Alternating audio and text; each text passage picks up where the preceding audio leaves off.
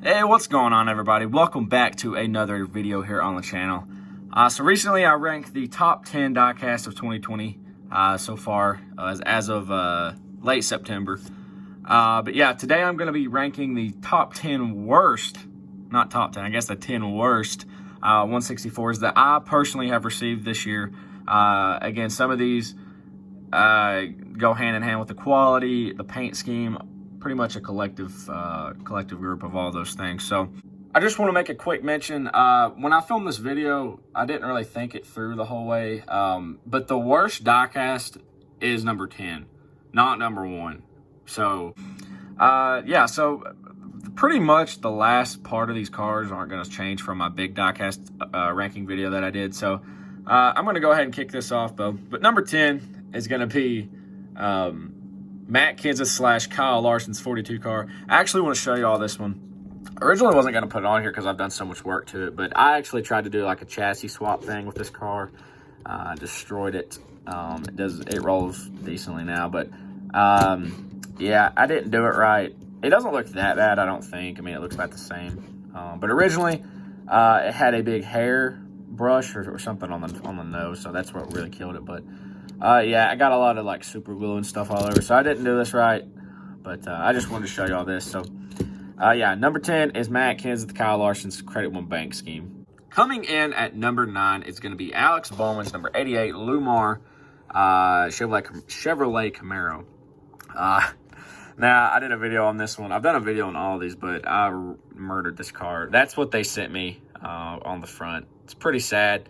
The wet lettering is completely gone, so on the film part.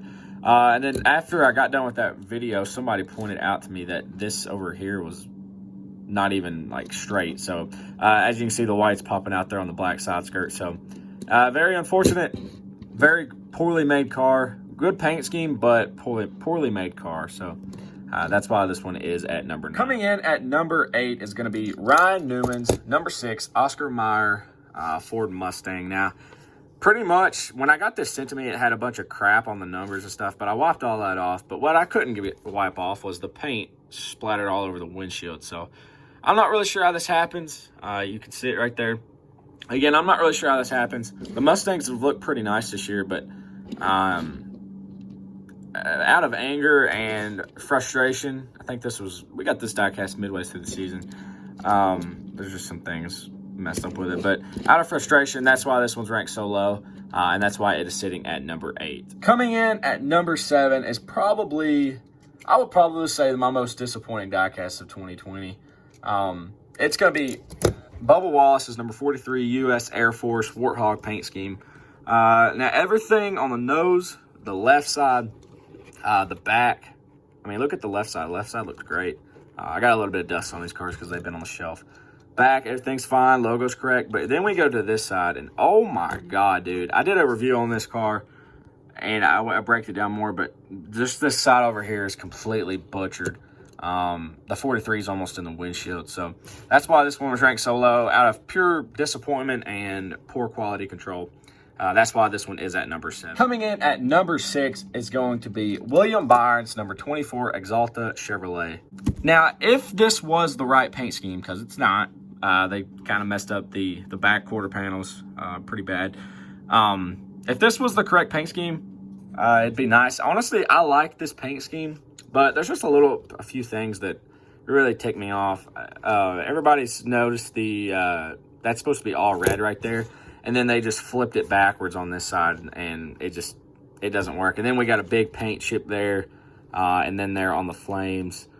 And then it's missing a 1LE logo on the back, which seemed to be a theme for the Chevrolets early in the season. Now, there's a couple more coming up that have that same problem. So, yeah, this one's coming in at number 6, pretty much just on the paint chips in the back and not the bad paint scheme, but the incorrect paint scheme. Coming in at number 5, this will not surprise you all, but I'll explain it. It's going to be Chase Elliott's number 9 Mountain Dew Zero Sugar Chevrolet Camaro. Now, everything on this is fine besides the way it sits. I want to show you all the space. Look at the space between the tire and the body of the car. It is literally jacked up. I can't make it up. When I have it straight right now, and y'all can see the tilt just going straight up. So they did not put this car on its base right, I guess, whatever. We got a paint chip there. And I remember opening this up, and I was like, oh my God, man. And it is literally crooked as crap, jacked up, and that's why it's at number 5. Coming in at number 4 is going to be a car that I don't really know how to say it, but it just doesn't look good. This was one of the first cars released. The Toyotas, what's hurt them all this year for me, except a couple, is they're still using the 2019 bodies, which I get it. You don't want to have to completely redo your thing, but that spoiler is really non-existent. And then you can see right there under the American ethanol thing, we got some chipping. The FedEx is smeared, big lines going through it. And then onto the back, you got some more paint chips down there. And then this side, look at the F on FedEx and the X in the FedEx. I mean, it just sloppiness. This was the car that really set the trend for me this season of badly received diecast that I've gotten this year. So, yeah, that's why this one's sitting at number 4. On to number 3 is going to be probably a controversial one, a surprising one, but it's going to be Chase Elliott's number 9 Napa Chevrolet. And I'll explain why this one is in my top 10 worst. It's still at number 3, so it's not dog awful, but there's just some few things. The Napa logo and everything else seems fine. Nothing really too major. We got a paint chip down there on the 3M. And then right here, it's like they just went to crap. Look at the Napa, first of all, destroyed. Look at all of that like scrapes and stuff like right under the stripe. Look at the yellow stripe too on the Napa. Disgusting. Auto parts looks fine. American ethanol thing is blurry as crap. That's not my camera, I promise. It's blurry as crap, and they completely butchered the stripe underneath the blue right there. And I'm a huge Chase Elliott fan, but I'm not going to just sit here and sugarcoat this thing. It sucks. And then we got blue smeared there on the side. So I was really pissed off. And then, again, with the trim with the Chevrolets, they forgot the 1LE logo on the back, which, all in all, that's not too major. But these little paint smears and stuff like right here, that's unacceptable. That's what the stripe on the other side should look like, just like that. Take a look at that one. Now take a look at this one. It's destroyed. So that's why this one really just kind of pissed me off. And that's why it is in my top 10 worst. So don't come hating on me. I love Chase Elliott, but this is a poorly made diecast. Coming in at number 2 is going to be one that pretty much the first car on this list of ones I just don't like. It's Eric Almirola's Smithfield. It doesn't roll. It doesn't even roll. And you can see the wheels. So that I guess plays a factor into it. But paint scheme doesn't have any issues or anything. I just don't like this car, and I feel like they've kept it for way too long. And it's just not one of my favorite diecast. If I could go back, I probably wouldn't have bought this. So that's why, not much else to say about this car, but that's why it is in my top 10 worst at number 2.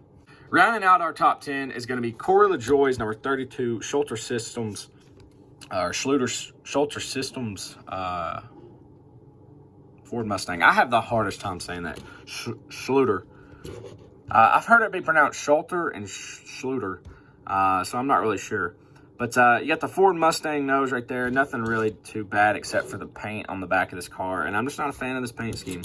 I don't know what it is, but it just doesn't resonate well with me. I mean, it's a below average in my opinion. So, but yeah, these are the top 10 worst. Again, as I mentioned a minute ago, the 42, the 88, and the 6 were the 3 worst, and like the 32 would be the least worst, if that makes sense. So I did it backwards, and I'm not gonna sit here and refilm it. So just keep that in mind.